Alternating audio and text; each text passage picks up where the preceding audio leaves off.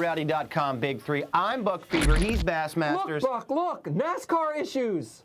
There's actually Here's what I cannot believe. He is the only male in America that has never watched, get this, fans, Caddyshack. He's never seen the movie.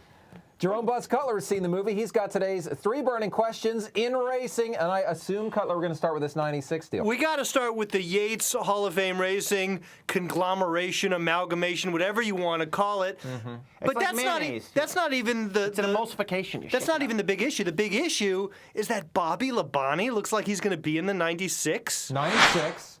Yates Racing will operate it. Hall of Fame Racing will still own it. But essentially, from a performance standpoint, it's becoming part of Yates Racing, which is, of course, aligned with Roush.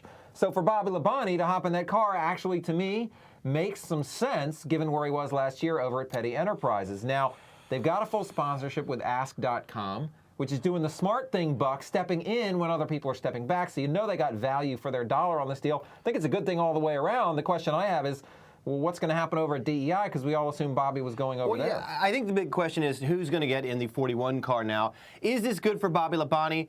Maybe. I mean, it's the only option he had. I look back, 6 months ago, he could have gotten in Richard Childress's 33 car. That would have been a far better deal for Bobby Labonte, I have to believe. Yeah. Being at Yates with a Hall of Fame car, with Ford, yeah, that's good, but you're kind of 2 steps, 3 steps, 4 steps way behind Roush. The question is, can Yates take a step up this year after having worked with Roush Fenway for a year? Is that relationship going to get better for them? Or are they going to do better this year? That's what you're banking on if you're Bobby Labonte. One of the big surprises last year has to be that Yates performed as well as they did. They did. They performed very well. Yeah, we thought they would suck it up, and they really didn't. They performed quite well. They are a test team for Jack Roush, and now Bobby Labonte is racing for Jack.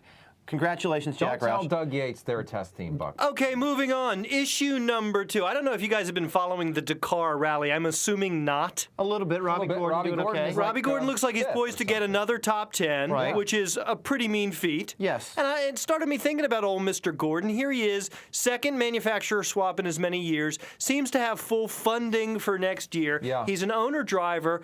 What is it? Can you quantify what is it about Robbie Gordon that makes him able to survive when he really shouldn't be? Well, he's got a certain aura. He's got that aura of a racer's racer. You know, the guy will drive anything, and he's got a lot of talent. The answer Not is had simple. a ton of success in Cup, but he's got a certain aura, doesn't he? The answer is really, yes, you're correct. He has great aura. He's a cool cat. The answer is very, very simple, and I've gotten this from a lot of other people that know him far better than I do. I am told he is one hell of a race car driver. So he has been able to take subpar equipment and have a little bit better than subpar performance. Did we ever think But does that explain why Jim Beam is sticking with him? Well, he's a cool cat, too. I mean, come on. He can... He must be very good with sponsors. Yeah, Jim Beam. And you got to say, don't forget this guy drove for Richard Childress. Now, granted, he got fired by Richard a lot Childress. of that was during the period when RCR was a bit down. They hadn't quite rebounded like they have now. I contend that he'd rather win a Dakar rally than a Daytona 500. I believe that. Okay, totally believe that. That's ridiculous. That's totally true, and you know it. Completely ridiculous. I'm asking Robbie next time we see him. Okay. All right, moving on. Brian Vickers BV. seems to be fairly confident that he could make the chase next season. His crew chief, his new crew chief, Ryan Pemberton, says, and I quote, "We definitely think we need to be in the chase, and that's the goal. I think that's something that not only could happen, but it should happen," end quote. It's the next logical step for that team, you have to say, but these are the steps that are the harder steps, because going from not making races and out of the top 35 to contending for a chase spot, which he did for part of last year, that's a pretty big step, but it's not as big as going from 15th, 14th to into the chase. Those are the tough spots to get.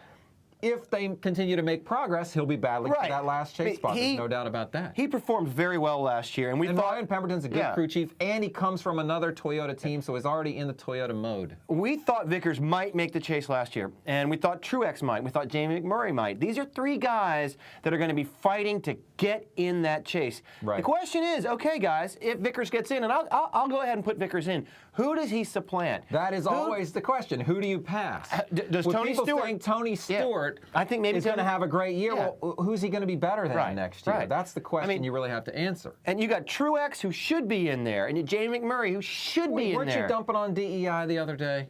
Well, Truex should be in there. We'll see with DEI, but I'm saying there's a lot of guys he's competing McMurray, with. I don't know. Oh, come on. He was performing great at the end of the season. What about David Reagan? I mean, you Right. going to put him in there? Exactly. I'm not putting Reagan in there just yet. You are. You like the dart without feathers. Well, there you go again. He's a nice kid, though. All right, for Buck V. Ryan Bassmasters, those are your 3 big burning NASCAR issues for today. We'll be back later this week with Carl more. Spackler right here. That's who he What? is. Yeah. Doesn't know the answer. Yeah. Doesn't know the reference. Caddyshack. Whatever. Buck and Bass are hot, sexy, and fired up and ready to talk racing.